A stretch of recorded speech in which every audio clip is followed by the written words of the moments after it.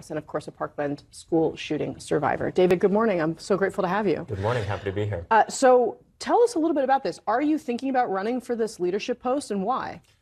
Well, honestly, I'm considering it because I think that, one, obviously, I think we need a new generation in the DNC. If this election has taught us nothing else, I think we need an intergenerational coalition as a party.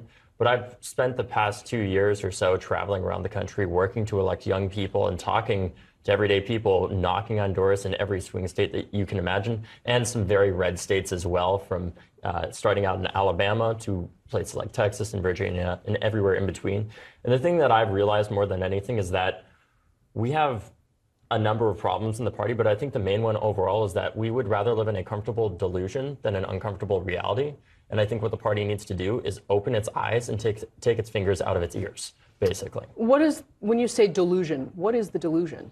I think it's that we can just surround ourselves with people that agree with us a lot of the time in terms of the party leadership and also within the party itself, and think that's just who we need to be talking to constantly instead of listening to people who don't agree with us. Not that we inherently agree with them, but I think so much the issue that we have as a party right now is a kind of condescending tone that we have in a number of ways, where we're seen increasingly as elitist, as out of touch.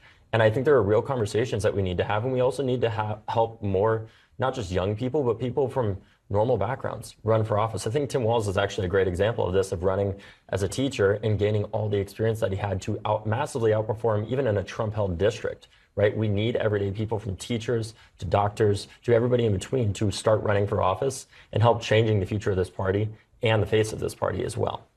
So you, on X, platform formerly known as Twitter, as you were reflecting on these losses, you talked about a meeting that you had with the President of the United States, with President Biden, and you said that you regret not telling him not to run, saying it's a permanent nightmare and a lesson that you'll carry for the rest of your life. I mean, why didn't you tell him then, and how do you feel about it now?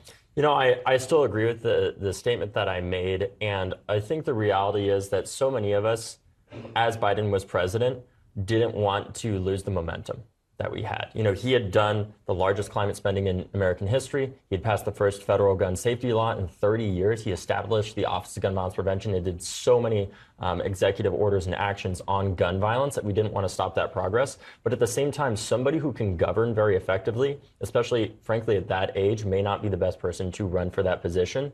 And I think I was part of that. And I think, frankly, the reason why I said that, too, was the hardest part of this time period since the election has been the general sense of a lack of accountability that I've heard, where it sounds like, you know, in the lead up to the election, we heard people say over and over again, Donald Trump is the greatest threat to American democracy. He's a fascist. We need to stop him. We need to stop him. We need to stop him. And then after the election, when I'm hearing conversations with party leadership, when I'm hearing conversations on the news of all these different political leaders and consultants, it's like, oh, you know, we tried our best. That's ridiculous. That is absolutely ridiculous, and that's a loser's mentality. We need to have actual accountability, and that goes for myself, too, in talking about what I could have done differently, even though who knows what effect that would have actually had, obviously. At least I would have been able to tell the president what he needed to hear rather than what he wanted to hear, and I know that, at least at this age, I have learned that now, and I'm not going to make that mistake again in the future.